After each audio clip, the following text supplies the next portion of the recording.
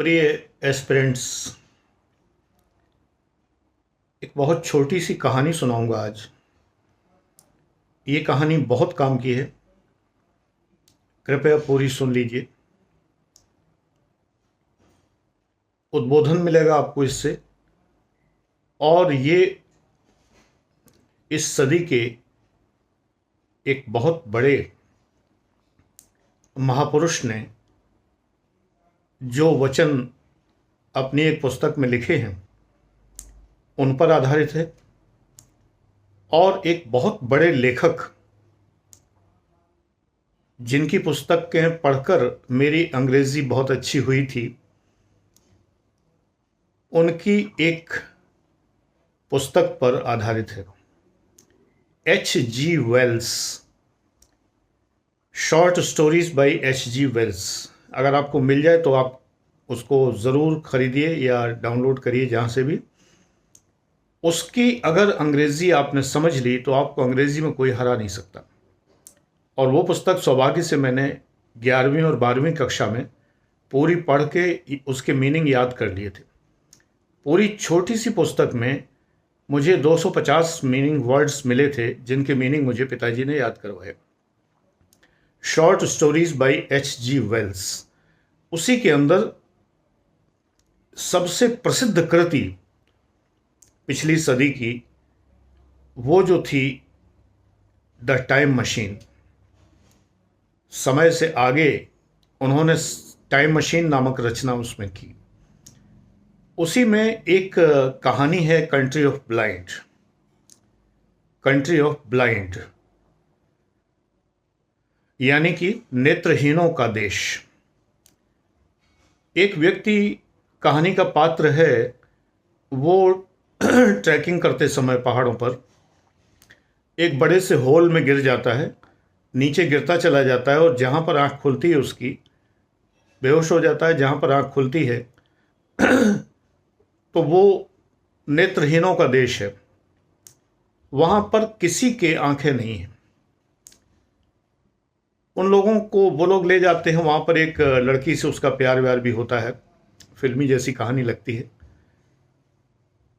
लेकिन कठिन अंग्रेजी की वजह से वो उस समय 11वीं 12वीं क्लास में वो प्रेम कहानी मेरी समझ में नहीं आई थी। ध्यान सारा अंग्रेजी पे ही रहा था। तो वो लोग नहीं समझ पाते जब वो रंगों की बात करता है, प्रकाश की बात करता है, उन अनुभवों की बात करता है जो आंख वालों को होते हैं।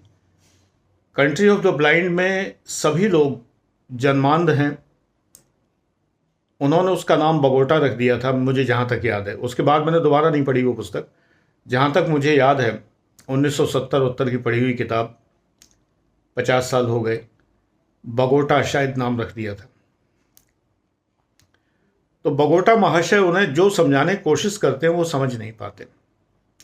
हालांकि प्यार की कोई भाषा नहीं होती है, तो प्यार हो के रहता है और हो गया। वो विषय नहीं है मेरा यहाँ पर, वो APLM चैनल का विषय है। अब दूसरी बात ओशो ने कही, वहाँ से कूद के हम आते हैं पिछली सदी के महापुरुष, इस सदी के भी महापुरुष ओशो। उनकी 95% बातों से मैं सहमत हूँ। जिनसे सहमत नहीं हूँ उसके लिए मैं उनकी आलोचना नहीं करता। शायद मैं उतना ऊंचा सोच नहीं पाता हूँगा। इतनी ही बात है बस खाली। तो वो मेरी समझ में नहीं आती। जैसे परमहंस योगानंद जी की भी कुछ बातों से मैं सहमत नहीं हूँ। अब वो इतने बड़े गुरुओं के गुरु, तो मैं आलोचना थोड़ी कर सकता। मेरी हैसियत क्या है जो मैं उनकी आलोचना करूँ।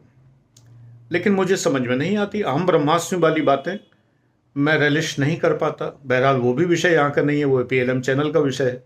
ओशो ने कहा है, यदि आप नेत्रहीनों से प्रकाश की बात करें तो उनको समझ में नहीं आएगी। नेत्रहीन बच्चे, मुझे क्षमा करें, यहाँ पर कोई उन्हें अपमानित करने का उद्देश्य नहीं है, लेकिन बेटा जो सच है वो कहना पड़ेगा। जिसने कभी प्रकाश नहीं देखा है वो प्रकाश समझ नहीं पाएगा। एक व्यक्ति टॉर्च बियरर है, हाथ में रोशनी का यंत्र लिए हुए है, दीपक लिए हुए है, लालटेन लिए हुए है, टॉर्च लिए हुए है, इमरजेंसी लाइट लिए हुए, और किसी नेत्रहीन से कहे कि आओ तुम्हें मैं रास्ता दिखा दूं, तुम्हें मैं रोशनी दिखा दूं, वो कहेगा रोशनी क्या होती है। रोशनी वो है जो अंधकार को दूर करती है। वो कहेगा अंधकार क्या होता है? बेटे, अंधकार तभी अस्तित्वशाली है जब तक प्रकाश है। जिसकी जीवन में अंधकार ही अंधकार है तो वो अंधकार और प्रकाश में भेद नहीं कर पाता है, सिवाय इसके कि जब सूर्य निकलता है, वो बाहर निकलता है तो आंखों के आगे जो रंग है वो ठीक काला न रह के कभी लाल सा हो जाता है, कुछ और हो जाता है। मैंने एक बार तुम लोगों को बताया था कि जब मैंने ये पढ़ा, बीएससी में शायद पढ़ता था, कि जिन्हें मायोपिया होता है और जिनकी आईसाइट बहुत ज़्यादा वीक होती है तो वो आगे चल के नेत्रहीन हो सकते हैं। तो मैंने ब्रेल सीख ली और मैं उन दिनों घंटे घंटे पर आंखें बंद करके चलने की प्रैक्टिस भी करता था, जिससे कि यदि मैं नेत्रहीन हो जाऊं, मेरी ज्योति चली जाए आंखों की, तो मुझे कोई तकलीफ ना हो। मैं हमेशा पहले से एडवांस प्रिपरेशन करके रखता हूं। मैं उनका दर्द भी समझता हूं और कोई उनका उपहास नहीं करता हूं, लेकिन कहानी कहानी है, कहानी के बहाने मैं कुछ समझाना चाह रहा हूं। तो यदि हम नेत्रहीनों से ये बात करें कि ये प्रकाश यंत्र है, ये टॉर्च है, उनके समझ में नहीं आएगा, वे प्रकाश नहीं समझ सकते। हाँ, ये बात अलग है, जो कुछ दिनों नेत्रयुक्त रहने के बाद में नेत्रहीन हुआ हो तो वो समझ सकता है कि प्रकाश क्या होता है। लेकिन जिसने प्रकाश देखा ही ना हो, मान लो मैं समुद्र के किनारे किसी अपने साथी को ले जाऊं जो नेत्रहीन हो, मैं उससे कहूं वो प्रकाश स्तंभ है, लाइट हाउस होते हैं ना समुद्र में, अब तो आज के ज़माने में उनकी ज़रूरत नहीं है, पुराने ज़माने में होते थे, रोशनियां जलती थी, जहाज़ों को रास्ता दिखाने के लिए सिंदबाद जहाज़ी, कहानियां मैंने बचपन में सुनी हैं, तो लाइट हाउस होते थे। तो अगर मैं कहूं कि ये लाइट हाउस है, वो कहेगा ये क्या काम करता है, मैं कहूं इसमें से रोशनी निकलती है, वो कहे रोशनी क्या होती है, प्रकाश क्या होता है, मैं नहीं समझा पाऊंगा। बेटे, ऐसे ही आईएएस एस्पिरेंट्स में एक वर्ग है जिसके समझ में प्रकाश की बातें नहीं आती हैं, वो सदैव अंधकार में रहता है, अंधकार में ही रह रहा है, उसे अंधकार बेचने वालों ने अंधकार के लिए प्रशिक्षित किया है और उनके नेत्रों की ज्योति हरण कर ली है। वे समझ ही नहीं पाते कि प्रकाश क्या है। मैं प्रकाश स्तंभ की तरह खड़ा हूँ, हाथों में टॉर्च लिए हूँ, लालटेन लिए हूँ, दिया लिए हूँ, दीपक लिए हूँ, उन्हें दिखा रहा हूँ कि रास्ता ये है। लेकिन जो अंधकार के अभ्यस्त हैं, अंधकार ही खरीद रहे हैं, बेचने वाले तो अंधकार भी बेचते हैं। एक बड़ी मज़ेदार बात है, टेलर की एक थ्योरी है, TAYLOR, टाइलर पढ़ते हैं उन्हें कुछ लोग, टेलर पढ़ते हैं। एक थ्योरी है कि सृष्टि के आरंभ में जब लोग पहली बार जागे होंगे तो उन्हें बड़ा आश्चर्य हुआ कि सूरज निकला, और उसके बाद देखा कि रात हो गई तो बड़े घबराए, परेशान हो गए, चारों ओर अंधकार, क्या करें क्या ना करें। तो एक अनुमान लगाया टेलर ने, सिर्फ एक अनुमान लगाया, और कुछ प्रमाण नहीं है उस समय के, एक कहानी है सिर्फ। ये कहानी एक बड़ी ही प्रतिष्ठित पुस्तक में छपी हुई है जो कि अंधकार के ऊपर है और सृष्टि के आरंभ में जो अंधकार था उसके ऊपर है, जिसका नाम उन्होंने दिया है शून्य का अंधकार। यानी जब प्रारंभ में सृष्टि उदय हुई थी, पृथ्वी पैदा हुई थी, तो उसके बाद जो जीव आया पृथ्वी पर, मानव आया, तो जो आदिम मानव हैं उस जमाने की कहानी की कल्पना की है उन्होंने। तो उन्होंने कहा कि जब अंधेरा हो गया तो कुछ बुद्धिमान मनुष्य थे, मनुष्यों बुद्धिमान तो होते ही, तभी तो हम यहाँ तक पहुँच गए। यानी कि सोचो कि होमोसेपियंस लेवल तक पहुँचना और होमोसेपियंस से आईटी प्रोफेशनल्स के लेवल तक पहुँचना, मैं इनसे बहुत डरता हूँ, आईटी प्रोफेशनल से। तो क्यों, इंजीनियर्स का तो मैं बहुत सम्मान करता हूँ लेकिन इनसे डरता हूँ। इंजीनियर्स को तो मैं सलाम करता हूँ लेकिन इनसे भयभीत होता हूँ क्योंकि इन्होंने हमारा पूरा जीवन अपने हाथ में कर लिया है, हैक कर लिया है हमें पूरा। तो आईटी प्रोफेशनल तक पहुँच गया होमोसेपियंस, जो बड़ी मुश्किल में होमो इरेक्टस तक आया था, रामापिथेकस, ऑस्ट्रेलोपिथेकस वगैरह से होता हुआ, लेकिन फिर वो जो है आईटी प्रोफेशनल तक पहुँच गया। हमें इन्हें होमो सेपियंस सेपियंस सेपियंस कहना चाहिए। बहुत बुद्धिमान होते हैं, बहुत ज़्यादा, हमारी तो अकल पहुंचती ही नहीं वहाँ तक।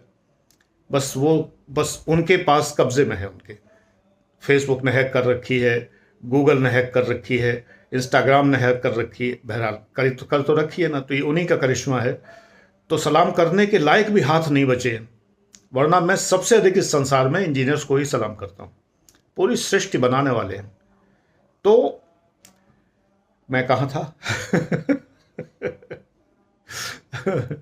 मैं यहाँ था कि आफ्टर ऑल जब यहां तक मनुष्य पहुंचा है तो उस मनुष्य लो भूल गया, सच में मैं भूल गया।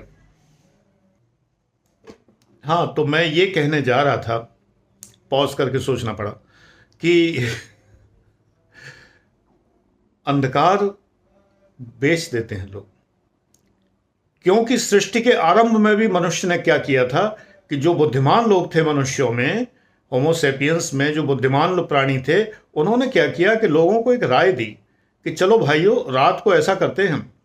टोकरी बनाई हुई थी उन लोगों ने मिट्टी विट्टी ढोने के लिए या जो भी सामान ढोने के लिए। टोकरी भर भर के अंधेरे को नदी में डालते हैं, काम पे लगा दिया सबको। रात भर लोगों ने अंधेरा नदी में डाला, सवेरा अपने आप हो गया। लेकिन उन्होंने सोचा कि ये अंधेरा फेंका है रात भर हमने, वो ऐसे टोकरी लेते थे, ऐसे हाइपोथेटिकल चीज भरते थे, उसमें अंधेरा भरते थे और नदी में अंधेरा फेंक आते थे। टेलर के लिए पुस्तक है, टेलर की पुस्तक है, उसमें दिया हुआ है। तो अंधेरा डाल डाल के और सुबह हो गई।